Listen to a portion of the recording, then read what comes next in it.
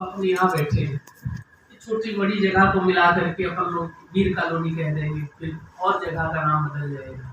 तो ऐसे वृंदावन में जैसे चीर घाट, बंसी भट्ट, ज्ञान गुदड़ी, ये अलग अलग क्षेत्र हैं मोहल्लों के नाम। ऐसे ज्ञान गुदड़ी क्षेत्र में गोस्वामी तुलसी बाबा रामायण लिख करके वृंदावन पधारे। जैसे वृंदावन पधारे तो वृंदावन में मंदिर तो था कन्हैया का, और मंदिर में जैसे कन्हैया का मंदिर देखा, गोस्वामी जी ने तो वैसे ही प्रणाम किया जैसे अपने राम जी को प्रणाम करते हैं। जैसे मंदिर कृष्ण का ज्ञान गुदड़ी क्षेत्र में गए, रघुनाथ मंदिर जिसका नाम है, और जैसे प्रणाम करने लगे तो बहुत से ब्रजवासी दर्शन कर रहे थे मंदिर में। लोगों ने कहा देखो देखो ये तुलसी बाबा आए हैं अयोध्या से चल करके, चित्रकूट रहे, अयोध्या रहे, बनारस रहे, अब देखो वृंदावन। तो लोगों ने व्यंग कह दिया, कई बात नहीं तुम गलत हो जाती है, संतों में भी ईर्षा प्रतिस्पर्धा रहती है। लोगों ने कहा कमी रघुनाथ में, अरे तुलसी तुम अयोध्या से चल करके आए वृंदावन, हमें तो लगता है कि तुम्हारे धनुधारी राम में कोई कमी तुम्हें नजर आ गई क्या? तुलसी बाबा ने कहा नहीं, तो अभी अभी तो मैंने रामचरितमानस लिखा, रामायण विश्व प्रसिद्ध ग्रंथ पढ़ा, और मेरे राम मेरे इष्ट हृदय में बैठते हैं।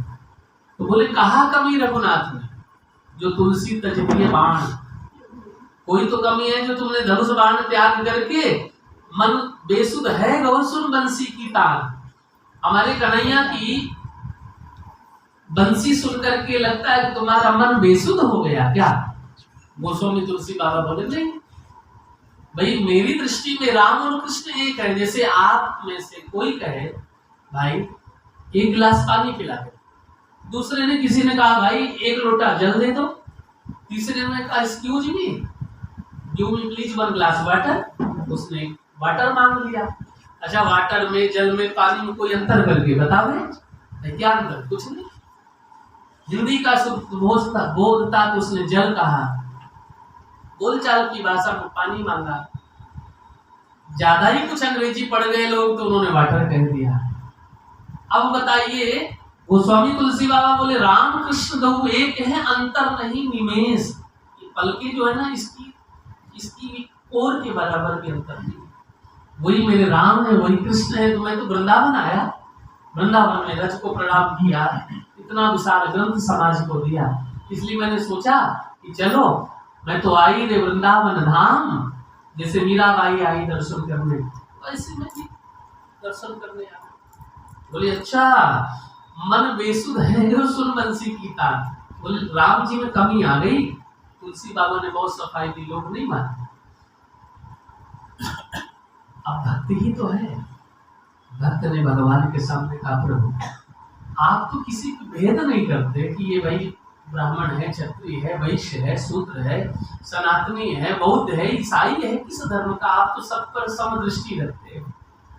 लेकिन भक्तों में ऐसा क्यों भाव बन गया? लोगों ने कहा जरूर जरूर कोई कमी आई होगी अयोध्या में इनके राम जी में। तुलसी बाबा ने कहा सुनो, ये तुलसी राम भक्त पूरी सभा में प्रतिज्ञा करता है, ये कृष्ण, यानी पत्थर से मूर्ति बनी थी कृष्ण की, बोले ये कृष्ण जब तक मेरे राम रूप में नहीं बदलेंगे ना, तो तुलसी मस्तक तब नभे धनुष लेवो अरुबाण।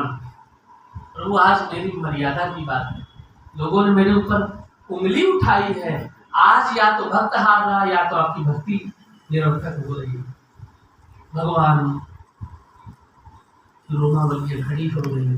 बोले अरे तुलसी मैं त्रेता में जन्म लिया, तू कलयुग में रामायण लिखा, वो भी पाषाणों यदंत्र पद्म रजसाम। कहीं पत्थर आकृति बदलते हैं क्या? कृष्ण की आकृति अलग है, राम की आकृति मंदिरों में अलग होती है। और गोस्वामी ने कहा प्रभु इतना ही संकल्प नहीं है, जीवन पर्यंत अन्न जल नहीं ग्रहण करूंगा। भगवान के रोग खड़े हो गए, पूरा मंदिर खचाखच भरा हुआ था, और जैसे पर्दा लगा, गोस्वामी तुलसी बाबा की बात को सत्य करने के लिए मेरे कृष्ण बने हुए विग्रह से राम बन करके ऐसे दर्शन दिए भक्तों को। कित मुरली, भगवान बोले कित मुरली। भगवान ने जैसे बंसी धारण कर रखी थी, बंसी को उन्होंने यानी बाण बनाया। लकुटी होती कृष्ण के बगल में जैसे झुके होते हैं, लकुटी को उन्होंने मोड़ करके धनुष बना लिया। और भगवान बोल पड़े कित मुरली, कित चंद्रिका, कित गोपियन के साथ तुलसीदास के कारण कृष्ण भजे रघुनाथ। आज तक वो मंदिर का नाम बदल दिया गया, आज भी रघुनाथ मंदिर के नाम से जाना जाता है। कृष्ण रूप से राम रूप में आज भी विग्रह के रूप में भगवान है। कौन कहता है कि भगवान आकृति नहीं बदलते? कौन कहता है कि पत्थरों से आकृतियां बदलती नहीं? भगवान की आंखों में आंसू भी आते हैं, भगवान को भूख भी लगती है, भगवान की करुणा भी बरसती है। इसलिए भगवान की परीक्षा भक्तों ने ली है। सतयुग की घटना है, भागवत की कथा में आप लोगों ने सबने सुनी है। अभी अभी ये सावन में अधिक मास होकर के गया है, जो 3 वर्ष में अधिक मास आता है।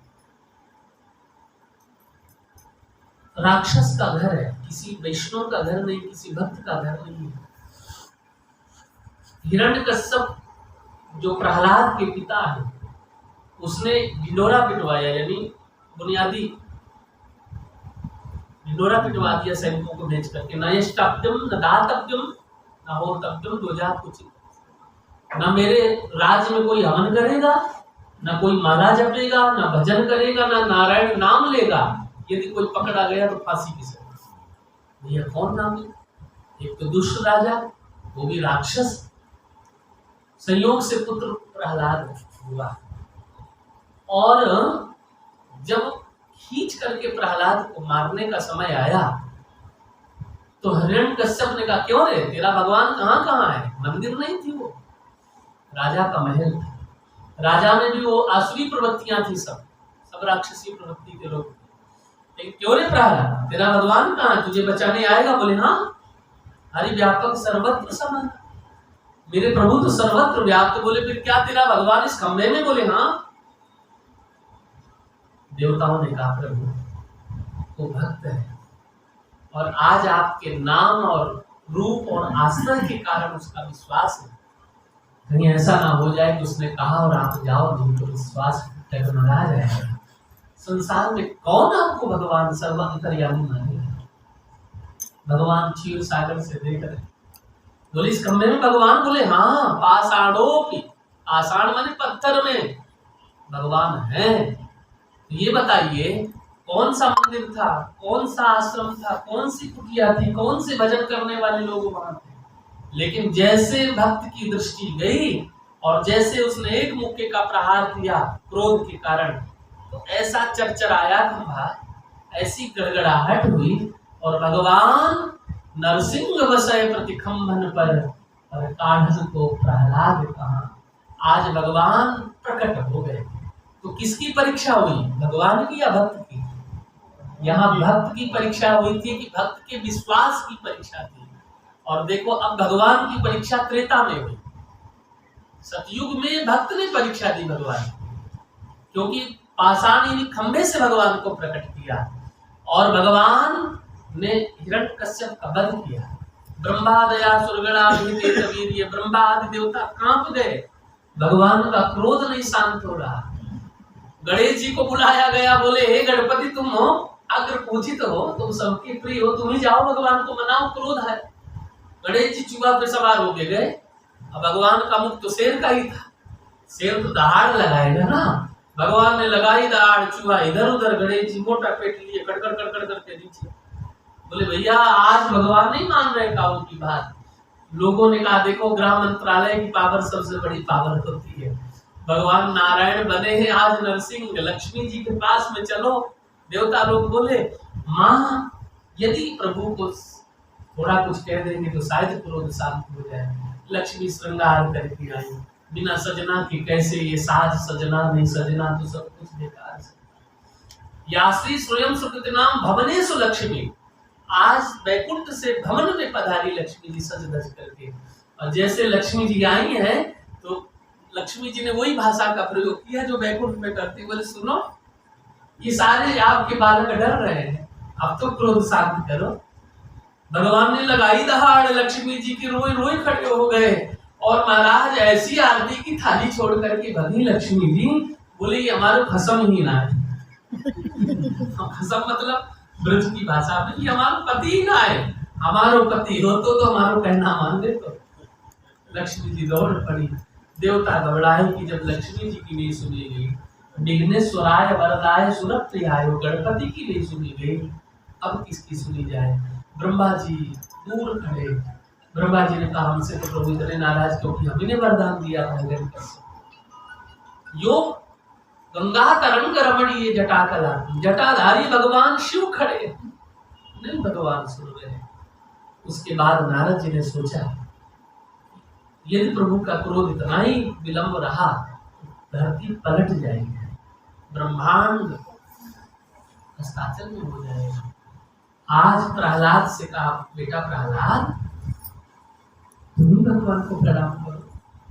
प्रहलाद तो हाथ जोड़े खड़े, बस कुछ नहीं बोल पा रहे। ओठ जो है भड़क रही है, हिल रही, लेकिन शब्द कुछ नहीं। योनिता प्रविष्ट ममवाच मिमाम प्रसुप्ताम, ऐसी वाणी सो रही है कि कुछ बोल ही नहीं पा रहे हैं और होठ हिल रहे हैं। भगवान समझ गए मेरा भक्त कुछ बोलना चाहिए। नारद जी ने कहा प्रणाम कर। प्रहलाद ने साष्टांग प्रणाम किया। भगवान ऐसे सिंहासन पर बैठे थे, जंगे पर हिरण्यकश्यप की अंतड़ियों को फाड़ करके गले में धारण कर लिए थे और महाराज रक्तपान किए थे। आज जैसे प्रहलाद ने प्रणाम किया तो हिरण्यकश्यप को फेंका और भक्त प्रहलाद को गोदी में ले लिया। मंजुल मुखारविंद, देखो मनुष्य के रूप में नहीं, भगवान सिंह शेर के रूप में, और शेर जब करुणा करेगा तो अपनी जीभ से खिंचाटेगा। मंजुल मुखारविंद झूम चूम कहे प्रभु, क्षमा करो पुत्र मोहि देर भई आने। ब्रह्मांड के देवता भगवान की स्तुति कर रहे हैं, किसी की दाल नहीं गल रही है। त्रिभुवन का मालिक अपने छोटे से भक्त से हाथ जोड़ करके क्षमा मांगा, क्षमा करो पुत्र मोहि देर भई आने। प्रहलाद को चूमे चाटे प्यार किया। भगवान बोल पड़े क्यों रे, तुझे मुझसे डर नहीं लगता? ये शंकर जी खड़े, ब्रह्मा जी खड़े, आदि आदि देवता सब खड़े हैं। तिरछी चितवन हो जाए तो पीठ घुमा लेते हैं कि भगवान से नजर ना मिल जाए। तो इतना छोटा है, तुझे मुझसे डर नहीं लगता? भक्त की भाषा देखिए। भक्त ने कहा प्रभु शेर का बेटा शेर से थोड़ा डरता है, शेर का बेटा तो शेर से ही खेलेगा ना। जब आप सिंह रूप में हैं तो मैं तो आपका पुत्र हूं ना, इसलिए पिता गुरुस्तम जगदात्मधीशो, आप जगत पिता है, मैं आपका पुत्र हूँ और आपसे किस बात की आपको करुणा बरसाने वाले हैं। भगवान ने कहा ठीक है प्रहलाद वरदान मांगो। भगवान ने कहा नहीं। प्रहलाद तुम वरदान मांगो। प्रहलाद ने कहा नहीं भगवान, यही तो आपकी उल्टी नीति है, थोड़ी कृपा हुई, आपने दर्शन दिया, भक्त को लॉलीपॉप दे दिया, वरदान मांगो। आज जितने संत महात्मा हैं, जितने पॉपुलर हो रहे हैं, थोड़ा भजन किया तो यश कीर्ति मिली। भगवान ने कहा कि चलो यश कीर्ति में इनको उलझा दो, इसी में उलझे रहे तो भजन से तो विमुख हो गए, मेरे से दूर हो गए ना। इसलिए यश कीर्ति सजीविता, जो जीवित रहना चाहता है ना तो अपनी कीर्ति को भूल जाए और मेरे यश कीर्ति का गान करो। बड़े बड़े संत महात्मा जो शिखर तक पहुंच गए नीचे आ गए। क्यों? देखो सीधी सी बात है, भगवान ने प्रहलाद को वरदान दिया कि तू जो कुछ मांगना चाहे मांग ले। और प्रहलाद ने एक शब्द कहा कि प्रभु यदि वरदान देना चाहे तो एक ही वरदान दे दो। बोले क्या? बोले मेरे जीवन में वरदान मांगने की कभी इच्छा ही ना जगे, ऐसा वरदान दे। माम माम न प्रलोभय, मुझे वरदान का प्रलोभन न दीजिए प्रभु। ऐसा भाव जगत में भगवान की चर्चा हुई और वही रजरानी है, वही जमुना महारानी है, वही हमारे किशोरी जी श्री राधा रानी है। चर्चा हमारी पूरी तीनों रानियों से शुरू हुई थी। देखो रज का कार्य है, रज निपट जाए तो महाराज कल्याण हो जाए, तो मुक्ति जो है ना, जो मोक्ष देती है। एक बार मुक्ति भगवान के पास पहुंची, बोले प्रभु मोक्ष देते देते मैं थक गई। जैसे मान लो रसोई है, रसोई में माताएं भोजन बनाती हैं, भोजन उनको पता है कि 20 आदमियों को बनाना है या 50 की, उसी तरीके से व्यवस्था कराएंगे। लेकिन अब बताओ पूरा शहर ही लाइन से खड़ा हो जाए तो कहीं ना कहीं तो माताएं भी थकेंगी ना। ऐसे वो मुक्ति बोली प्रभु पूरा संसार लाइन में लगा है मोक्ष पाने के लिए, मैं तो मुक्ति देते देते थक गई, इसलिए अब मुझे भी मुक्ति दे दो। बोले अरे मुक्ति, तुझे यदि मुक्ति चाहिए तो तू ब्रज में जा, और ब्रज में जा करके मुक्ति कहत गोपाल सो मेरी मुक्ति बता। बोले ब्रज रज में जा, और जब ब्रज की रज उड़ेगी और वो माथे पे लग जाएगी तो तेरी मुक्ति हो जाएगी।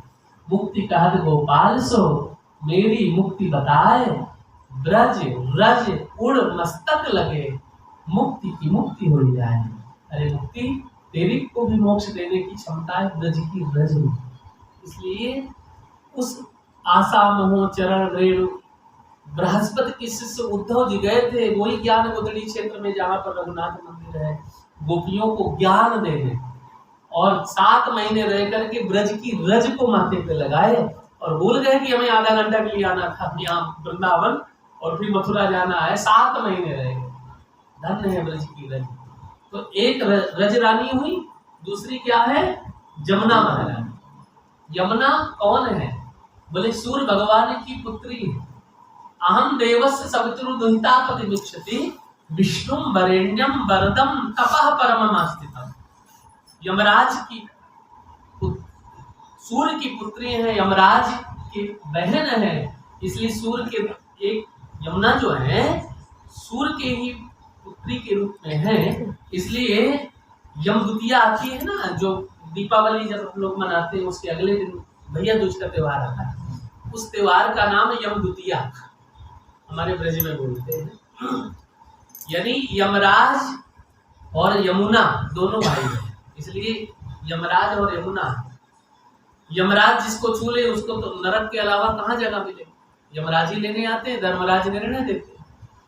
यमुना महारानी ने कहा कि अरे भैया, तूने मुझे भैया दूज वाले दिन तूने फीका करवाया है, तूने भाई बहन का प्रेम हमारा आपस में है, तो कुछ तो भैया दूज वाले दिन भाई बहन को देता ही है ना। बोले हाँ। बोले मैं तुमसे कुछ नहीं मांगती, लेकिन आज जो तिथि है ना, आज भैया दूज वाली जो तिथि है, इस दिन यदि भाई बहन हाथ पकड़ करके और यमुना में गोता लगा लें और यमराज यदि आपका चिंतन कर, वहाँ मंदिर भी बना है विश्राम घाट पे यमराज जी का, बोले भाई बहन हाथ पकड़ करके यमुना में स्नान कर ले, उनको आप कभी छूना नहीं, यही तुम्हारी भैया दूज की न्योछावर है। यमराज ने कहा बहना, मैंने तुझे वचन दिया। इसलिए हमारे उत्तर भारत में तो बहुत कम लोग जानते हैं, लेकिन गुजरात से लोग जब आते हैं तो भाई बहन दोनों स्नान करते हैं, बाकायदा जमुना जी का पूजन होता है, चुनरी मनोरथ होता है, और यानी उसको भैया दूज वाले दिन भाई बहन गोता मार ले जमुना जी में, तो कहते कि यमराज उसको स्पर्श नहीं करेगा। इसलिए यमुना भी महारानी है ना, रजरानी की तो बात कही, तो यमुना क्या करती? बोले यमुना यमदूतन टारत है। भाई क्यों? क्योंकि यमराज से वचन ले लिया यमुना महारानी, और यमुना जी अब क्या करेंगी? बोले यमुना यमदूतन टारत है, यमदूत उसको स्पर्श नहीं कर सकते, क्योंकि अहम देवस्य सवितुर दुहितापति विक्षति। भगवान सूर्य की पुत्री है, भगवान नारायण को वरण करती है, यानी कृष्ण को वरण करती, पटरानी कहलाई। अब बोले हमारी राधा रानी क्या करती? बोले रज रानी मुक्ति देती है, यमुना महारानी यमदूतों से दूर कर देती, और हमारी राधा रानी क्या करती? बोले यमुना यमदूतन टारत है, भव टारत है श्री राधिका। संसार जगत के भव सागर से हमारी किशोरी जी कृपा करके उद्धार कर देती है। इसलिए संसार जगत का 3 धन सर्वश्रेष्ठ। क्या? हमारो धन राधा, श्री राधा, परम धन राधा, श्री राधा, युगल धन राधा, श्री राधा, ये हमारी राधा रानी। ये राधा रानी का नाम है बरसाने वाली। बरसाने का अर्थ ये भी होता बरसाना, उड़ेलना, बाल्टी से बोले भाई रंग बरसा रहे। तो किशोरी जी का नाम है बरसाने वाली। भगवान राधा रानी करुणा और कृपा की बारिश करा देती है, इसलिए उनका नाम पड़ा बरसाने वाली। और उनकी इजाजत के बिना हमारी क्या सामर्थ्य जो हम रह जाए, भगवान की सामर्थ्य नहीं जो रह जाए। इसलिए हे वृषभानु सुते ललिते में कौन कियो अपराध तिहारो, काढ़ दियो ब्रजमंडल से अब और दंड रहो कछुहारो, ये जिये जान कृपा की विधान, भई सो भई अब ये की सभारो, कैसो कर ले हूँ कृपा कर दे हूँ, पुण्य कुटी यमुना के किनारे। भगवान 11 वर्ष 56 दिन देखो ब्रज में रहे। उसके बाद मथुरा है, 14 साल भगवान मथुरा रहे। 14 वर्ष मथुरा, 11 वर्ष ब्रज, तो 14 और 11 मिलाकर के हो गए 25 वर्ष। और इसी 14 वर्ष के मध्य में भगवान उज्जैन गए, शिक्षा अध्ययन की सारे कार्य किए। लेकिन उसके बाद भगवान शतम जीवे में सर्वदा 100 वर्ष तक द्वारिका में। तो भगवान 125 वर्ष इस धरती पर रहे। जब बचपना बाल अवस्था ली, तो वो वात्सल्य, वो करुणा, वो प्रेम दर्शाया कि आज भी लोग मजबूर है अपने घर में नन्हे से बालक को कन्हैया कह करके बुलाते हैं। जब वही कृष्ण राज सत्ता को संभाले, ऐसी राज सत्ता रही कि पूरे धरती से अराजक तत्वों को नष्ट करा दिया और धर्म की स्थापना की। यदा देवेषु वेदेषु गोषु विप्रेषु साधुषु, भगवान ने धर्म की स्थापना करी। और जब वही कृष्ण ज्ञान देने में आया, तो हरियाणा की पावन भूमि कुरुक्षेत्र के समीप ज्योतिषर में जब ज्ञान दिया है ना, तो गीता सुगीता कर्तव्य की मनमयी शास्त्र विस्तरई, संसार जगत के सारे शास्त्रों का जो रस है श्रीमद् भगवद गीता में प्रवाहित कर दिया। जीवन में 3 मित्र कृष्ण बनाते हैं, अधिक मित्र नहीं बनाए। एक सुदामा को मित्र बनाया, ब्राह्मण है, गरीब है, बहुत विपन्नता, लेकिन बराबर की मित्रता है। वहां सखा शब्द का उद्घोषण है भागवत के 10वें स्कंद के 42वें अध्याय में, सखा शब्द। हाँ, और वहां कहते हैं कि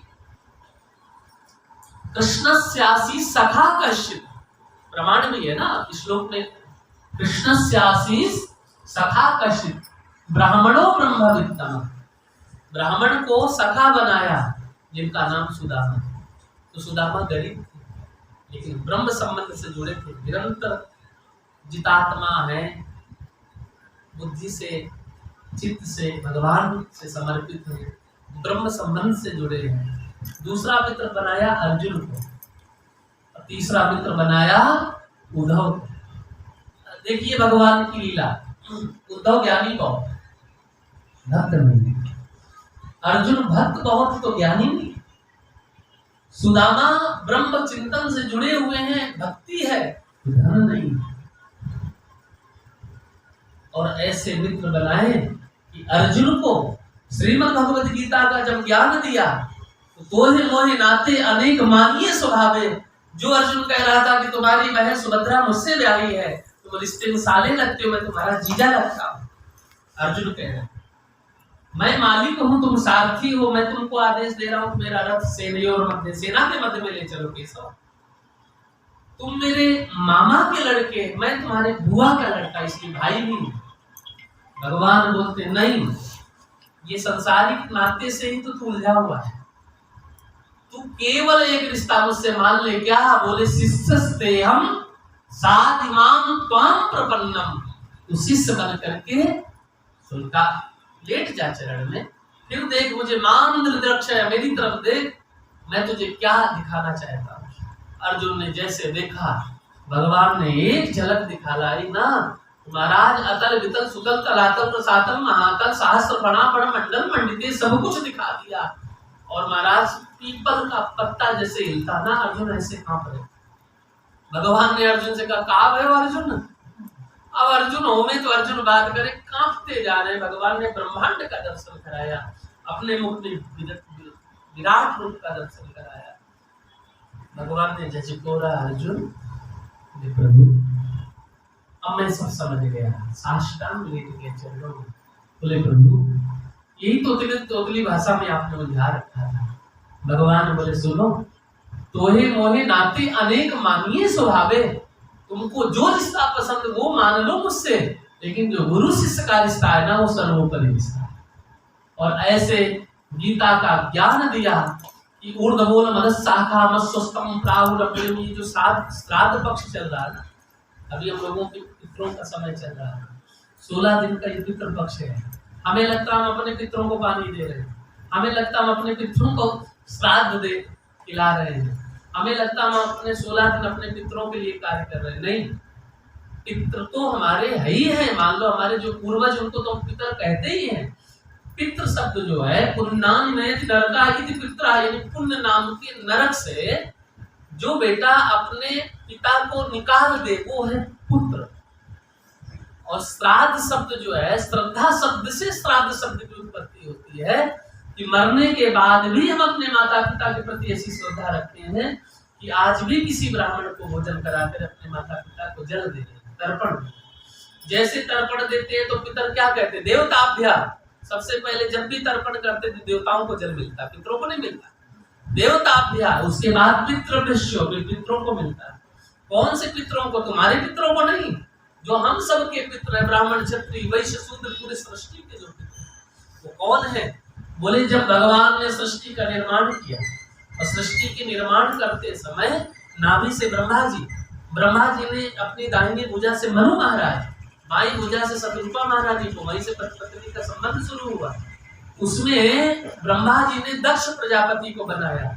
दक्ष प्रजापति जो है मनु महाराज की बीच वाली बेटी के साथ ब्याही गई। आपूर्ति देवहूति सो प्रसूति ऋतु विश्रुता, आपूर्ति महारानी के साथ। आपूर्ति महारानी की यहाँ पर 13 बेटियों ने जन्म लिया, 10 बेटियां धर्म को ब्याही गई, इसलिए नमा धर्माय महते शब्द से उच्चारण किया गया। 11वीं बेटी अग्नि को ब्याही गई, 12वीं बेटी अर्यमा नाम के पितरों को ब्याही गई। जो सबसे छोटी